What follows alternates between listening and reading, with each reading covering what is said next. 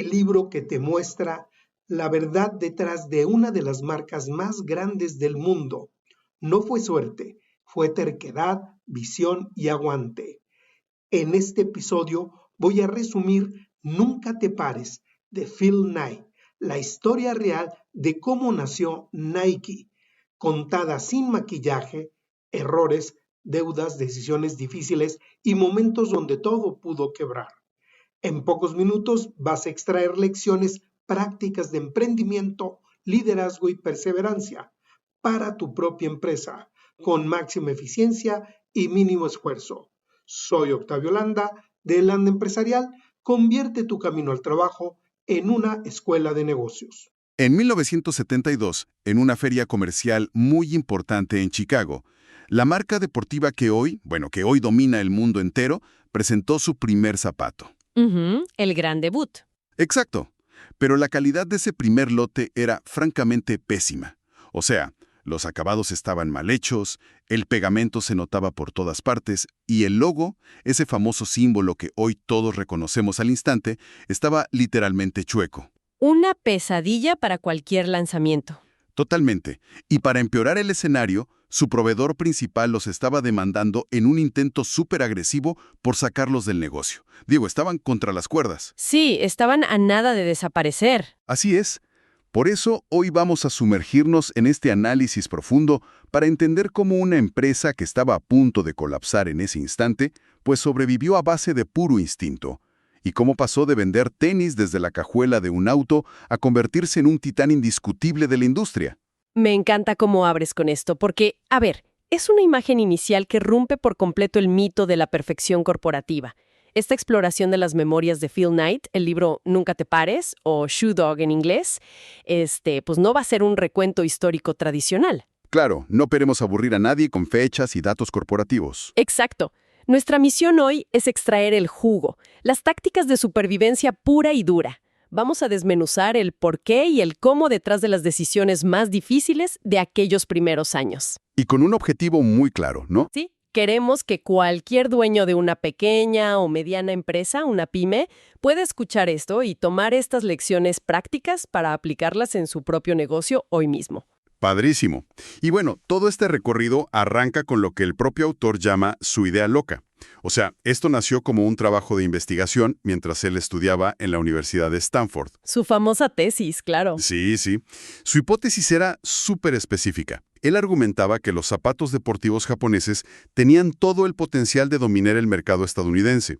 Digo, utilizando exactamente la misma estrategia con la que las cámaras japonesas habían desplazado a las alemanas años atrás. Una analogía muy inteligente, la verdad. Pues sí, pero ¿sabes cuál fue la reacción de sus compañeros y profesores de clase cuando la presentó? Me imagino que no le hicieron mucho caso. Bostezos totales. O sea, a nadie le importó en lo más mínimo, fue una indiferencia absoluta. ¡Wow! Y esa indiferencia no se limitó a la universidad.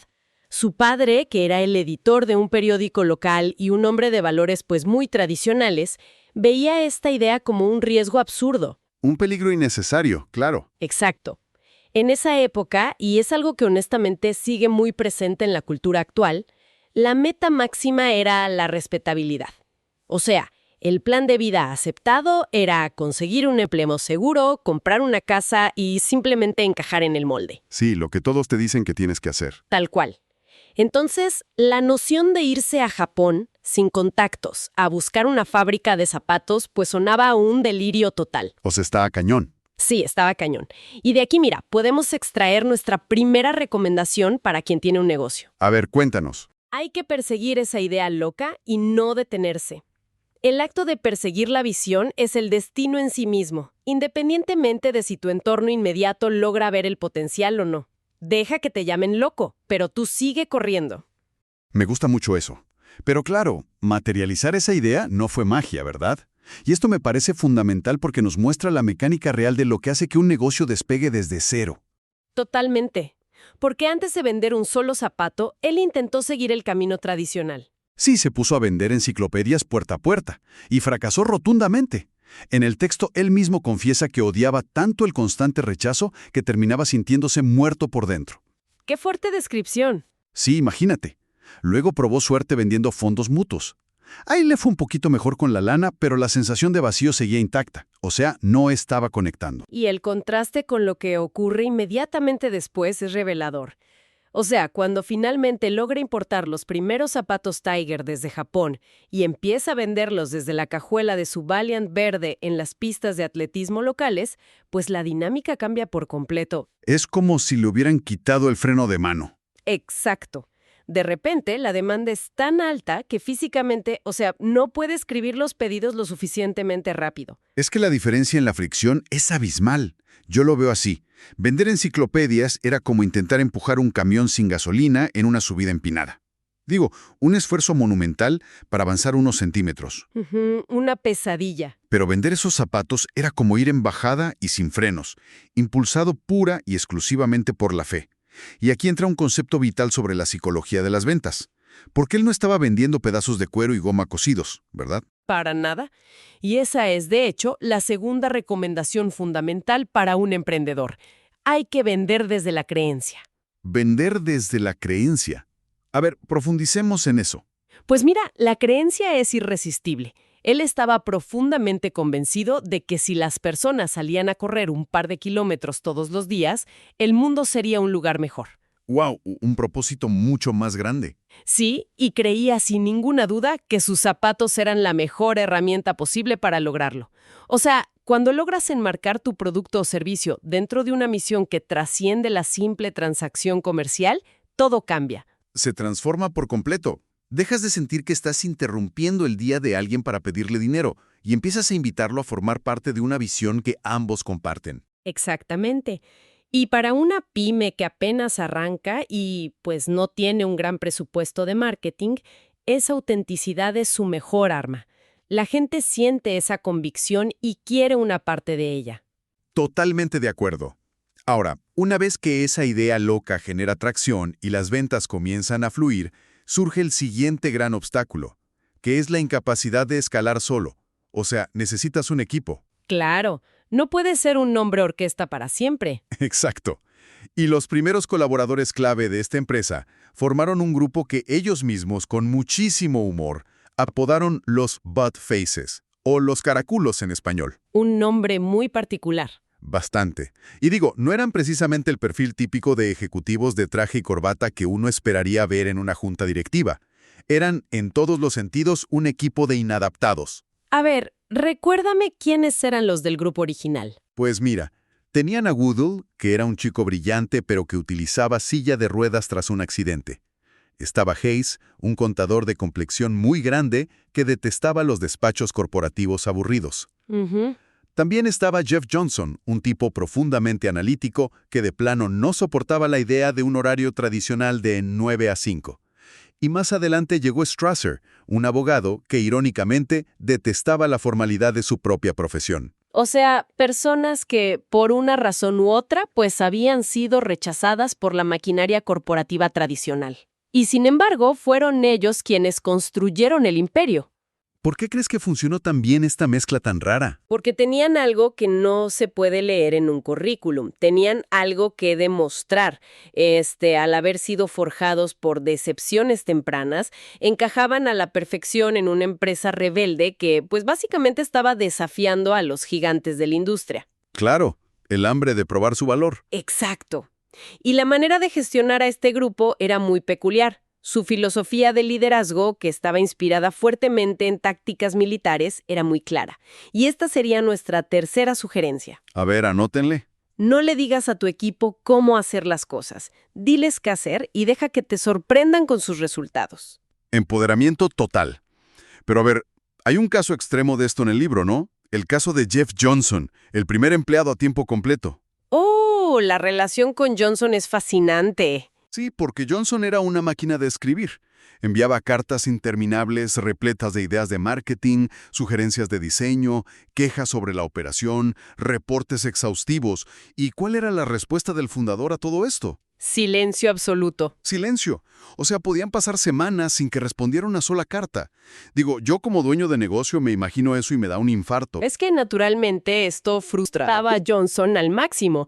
Pero si analizamos la mecánica detrás de esto, esa aparente falta de dirección generó un vacío inmenso y Johnson se vio obligado a llenarlo. Tuvo que tomar las riendas él solo. Así es. Al no tener a un jefe que aprobara o vetara cada uno de sus movimientos, pues empezó a ejecutar por su cuenta. Creó un sistema de tarjetas de índice espectacular. Ah, sí, el famoso fichero. En cada tarjeta anotaba la talla, las preferencias, el historial de carreras e incluso las lesiones de cada cliente. O sea, básicamente inventó un CRM, un sistema de gestión de clientes, mucho antes de que existieran las computadoras. Es una locura. Convirtió la primera tienda minorista no en un simple punto de venta, sino en un verdadero santuario para corredores. Exacto, construyendo una comunidad súper sólida alrededor de la marca. Bueno, admito que esta parte me genera algo de conflicto y quiero cuestionar un poco el modelo. Digo, entiendo el resultado positivo que hubo con Johnson, pero siendo realistas, ignorar a tu primer empleado durante semanas parece una negligencia casi suicida para una pyme hoy en día. Te entiendo perfecto. O sea, si yo le doy un nivel de libertad tan desproporcionado a mi equipo y me desentiendo por completo de la operación diaria, ¿no me arriesgo a perder por completo el control del barco? Mira, es una objeción totalmente válida. Y para ser muy claros con quien nos escucha, sí, es un riesgo gigantesco. El propio libro, pues revela que este estilo de gestión tan caótico estuvo a punto de costarles la empresa varias veces. No es magia. No es una fórmula perfecta. Para nada. Sin embargo, el secreto de esta mecánica radica en la selección inicial. El equipo fue contratado basándose en una pasión compartida y en una lealtad a prueba de balas, no solo en competencias técnicas. Comprendo. O sea, soltar el control táctico a ese nivel solo funciona si la base de confianza es absoluta desde el día 1. Exacto. Al proporcionarles autonomía total, cultivó un sentido de pertenencia brutal que una pyme jamás podría comprar solo ofreciendo buenos salarios. Porque no tenían la lana para competir con los corporativos gigantes. Exacto.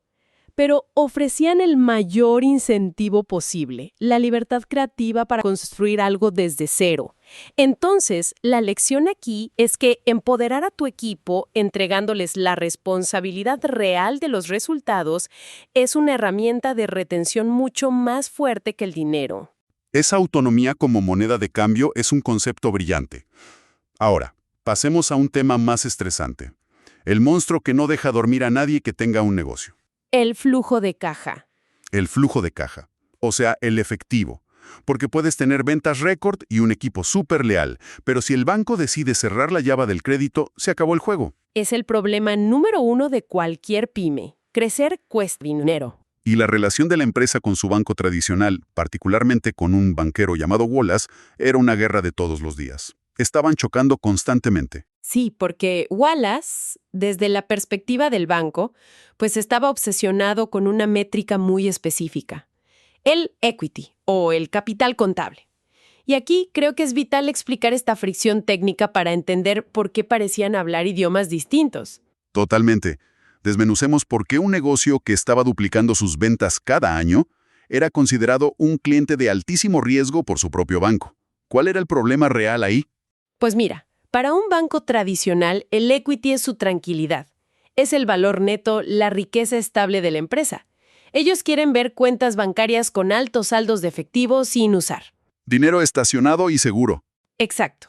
Porque si la empresa quiebra mañana, el banco quiere saber que hay dinero líquido disponible para cobrarse la deuda de inmediato. Claro, pero la estrategia de Knight iba en la dirección completamente opuesta, lo cual nos lleva a nuestra cuarta recomendación práctica, el famoso lema de crecer o morir. Crecer o morir. Me encanta. Su modelo era de hipercrecimiento continuo. O sea, si un mes vendían 1000 pares de zapatos, no guardaban la ganancia en el banco para tener contento a Wallace.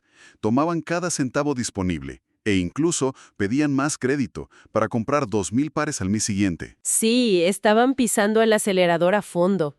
Y en papel, los números de ventas eran impresionantes, pero la cuenta bancaria siempre estaba peligrosamente cerca de cero. Todo el capital amarrado en cajas de zapatos. Así es, todo amarrado en inventario, a menudo en zapatos que aún venían flotando en contenedores desde Japón.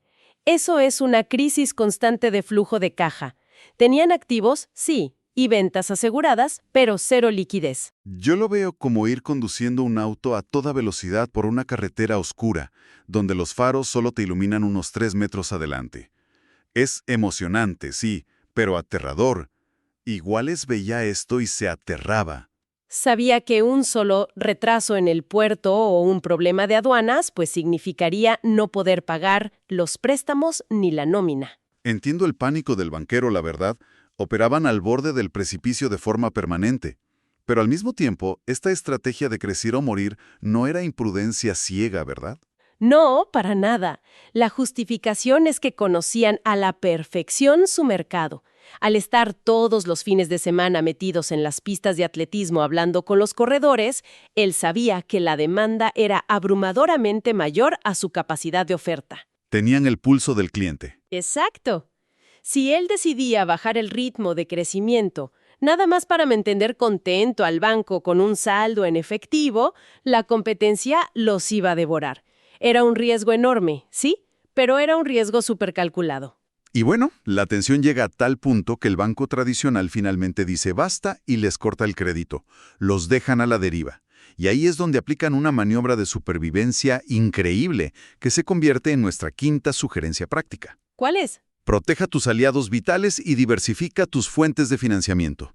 Ante el rechazo de la banca tradicional, ellos encontraron su salvavidas en Nissho Iwai, que era una gigantesca empresa comercializadora japonesa. Ah, sí, Nissho. Resulta que Nissho actuaba no solo como intermediario comercial, sino prácticamente como un banco privado.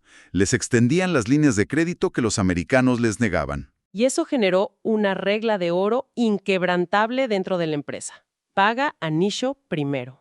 Paga a Nissho primero, exacto. Sin importar cuán apretada estuviera la quincena o a cuántos proveedores nacionales se les tuviera que retrasar el pago, Nissho Iwai siempre recibía su dinero a tiempo. Porque eran el oxígeno del negocio. Tal cual.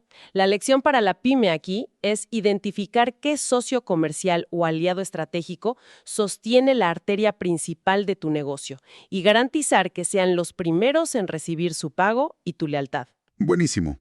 Pero la presión por obtener liquidez seguía, así que diseñaron otra solución muy brillante que transformó su modelo, el programa de futuros. Y para explicar cómo funcionaba, creo que la mejor analogía es la agricultura. A ver, explícanos eso. Es como un agricultor que vende su cosecha de maíz meses antes de siquiera sembrar las semillas. El agricultor obtiene capital hoy para comprar fertilizante y el comprador asegura un precio con descuento. Es un ganar-ganar. Es una metáfora perfecta. Básicamente, convirtieron a sus propios clientes en su fuente de financiamiento. ¿Cómo lo hicieron exactamente? Se acercaron a las tiendas minoristas y les propusieron un trato. Les decían, mira, si te comprometes hoy a realizar un pedido grande para dentro de 6 meses y aceptas que sea no reembolsable, te damos un descuento súper agresivo. ¡Wow! Un cambio de paradigma total en la industria del calzado. Totalmente. Al asegurar ventas futuras de forma irrevocable, lograron la predictibilidad financiera necesaria para que Nissho Iwai les abriera líneas de crédito mucho más grandes en el presente. Y esto nos regala una sexta sugerencia práctica súper clara. En momentos de crisis, conviértete en un profesor de la jungla. Un profesor de la jungla. Exacto. Hay que analizar el entorno fríamente, entender dónde fallan los sistemas tradicionales y usar todo el ingenio para diseñar nuevos ecosistemas de supervivencia. Totalmente. Pero justo cuando parecía que ya le habían agarrado la onda al flujo de caja y estabilizado la operación, ocurre un desastre monumental. La traición. La traición. Su proveedor exclusivo en Japón, la empresa Onitsuka, intenta apuñalarlos por la espalda. Un ejecutivo llamado Kitami viaja a Estados Unidos y básicamente les pone un ultimátum mafioso sobre la mesa. Una extorsión en toda la regla. ¿Sí? O le venden la empresa a los japoneses o le entregan los derechos de distribución a otros competidores gringos, destruyéndolos por completo en el proceso. Fue el momento de mayor vulnerabilidad en toda la historia de la compañía. Estaban acorralados. ¿Y qué hicieron? Pues, en lugar de rendirse, este peculiar equipo de inadaptados decidió interpretar esa traición como su día de la independencia. Forzados por las circunstancias, iniciaron el proceso súper apresurado de crear su propia marca y fabricar su propio zapato. Y así nace Nike, lo cual nos lleva de regreso al evento con el que abrimos el programa, la famosa Feria de Calzado en Chicago de 1972. El evento donde presentaron ese primer lote de zapatos con la calidad por los suelos y el logo chueco. Un desastre total a simple vista. Pero un desastre que, irónicamente, cimentó su éxito futuro. Y aquí entra la mecánica de nuestra séptima sugerencia práctica, el concepto de fracasar rápido. Sí, fail fast. Es importante detallar cómo funciona esto para que, no suene un simple cliché motivacional barato. Fracasar por fracasar no sirve de nada. Exacto, no es solo regarla por regarla. El valor del fracaso rápido es puramente analítico, ¿no? Completamente. Si ellos se hubieran encerrado en un laboratorio durante 3 años intentando diseñar el zapato perfecto, se habrían quedado sin lana y los juicios legales los habrían sepultado.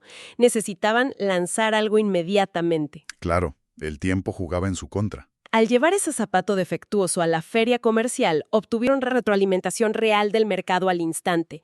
Los minoristas probaron el producto y les señalaron exactamente qué estaba mal con la suela, la amortiguación, los materiales. Les hicieron la tarea de investigación y desarrollo ahí mismo. Exacto.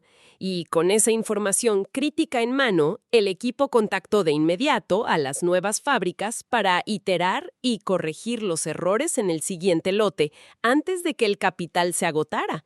O sea, la iteración veloz basada en datos reales es lo que te salva. La parálisis por buscar la perfección te aniquila. ¡Qué gran lección! Pero, sigue habiendo una pieza del rompecabezas que no me cuadra. A ver, ¿cuál? Ponte en el lugar del cliente. Si yo soy un comprador en esa feria y me presentan una marca completamente desconocida con el pegamento escurriendo y un diseño deforme, lo lógico es dar las gracias e irme con la competencia. ¿Por qué demonios los clientes de Chicago sacaron sus chequeras y compraron un lote defectuoso? Porque ahí es donde entra en juego nuestra octava sugerencia práctica, y creo que yo estoy convencida de que es la más importante de todas. A ver. No estaban evaluando un pedazo de tela y goma mal pegado. Estaban respaldando años de integridad. Estaban respaldando las miles de tarjetas de índice de Jeff Johnson. Precisamente. Cuando los clientes notaron los defectos y preguntaron qué estaba pasando, el equipo no intentó engañarlos con tácticas de ventas baratas. Les explicaron con total transparencia la crisis de supervivencia que enfrentaban tras la traición de su antiguo proveedor. Fueron súper vulnerables. Y la respuesta de esos compradores fue increíble. Les dijeron que el equipo siempre les había hablado con la verdad durante años y que confiarían en ellos una vez más. ¡Wow! Habían acumulado tanto capital relacional, conociendo a sus clientes por nombre, recordando las necesidades de sus negocios, que eso les creó un escudo protector. O sea, cuando el capital financiero se esfuma o el producto falla temporalmente, la profundidad de las relaciones humanas que has construido es el único salvavidas real. Es fascinante ver cómo se entrelazan todos estos conceptos. Escalar un negocio de cero a gigante está muy lejos de ser el camino limpio y ordenado que nos muestran las portadas de revistas financieras. Es caótico. Es caótico, es incierto y requiere ensuciarse las manos. Y bueno, prometimos al principio entregar sugerencias muy puntuales, así que para quien nos escucha y quiere poner manos a la obra, vamos a recapitular estas recomendaciones clave súper rápido. Me parece perfecto, hay que darles herramientas prácticas. Va. Sugerencia número 1. Persigue tu idea roca y no te detengas. Número 2. Vende siempre desde la creencia. Conecta tu producto con una misión. Número 3. Diles qué hacer, no cómo. Empodera a tu equipo con autonomía total. Número 4. La regla de oro financiera. Crecer o morir. Número 5. Protege a tus aliados vitales. Ya sabes, paga nicho primero. Número 6. Conviértete en un profesor de la jungla ante la crisis. Inventa nuevas formas de financiarte. Número 7. Abraza el fracaso rápido. Lanza, aprende y corrige antes de quedarte sin dinero. Y número 8. Construye relaciones, no transacciones. El capital relacional te salvará cuando todo lo demás falle. Padrísimo. Un decálogo invaluable. Y la verdad es que, hacia el final del texto, hay una conclusión que creo que encapsula la verdadera esencia de todo este esfuerzo monumental, ¿no crees? Sí, totalmente. El autor reflexiona ya en retrospectiva y se da cuenta de que los negocios, en su manifestación más pura, pues no se tratan de una persecución vacía de márgenes de ganancia. O de ver los números crecer en una hoja de cálculo. ¿De qué se tratan entonces? Se tratan, fundamentalmente, de participar en el gran drama humano. Qué frase tan potente, el gran drama humano. Lo es. Es comprender que, a través del vehículo de tu empresa, estás haciendo un intento genuino por mejorar la calidad de vida de otras personas, ya sea aportando valor, salud o eficiencia, y que estás librando esa batalla hombro a hombro con individuos en los que confías plenamente. Esa es la chispa que transforma la ansiedad diaria de pagar la nómina en un propósito que de verdad vale la pena. Exacto. Es lo que te da gasolina para seguir. Y eso nos lleva a cerrar esta inmersión con una pregunta que queremos dejar flotando en el aire. Una reflexión súper importante para cualquier persona que dirija un negocio hoy en día. Así es, revisa tu negocio hoy. Al final de la jornada, el esfuerzo diario se trata solamente de sobrevivir, pagar deudas y tratar de mantener el barco a flote. ¿O estás verdaderamente participando en el gran drama humano, impulsando tu propia idea loca? Escuchaste varias acciones prácticas, pero quiero que recuerdes algo importante. No se trata de hacerlas todas, se trata de empezar por una. Elige una acción, escríbela y llévala a la práctica. Ese es el espíritu de este podcast. Máxima eficiencia con el mínimo esfuerzo. Yo soy Octavio Landa y esto fue el podcast Eficiencia Empresarial. Convierte tu camino al trabajo en una escuela de negocios.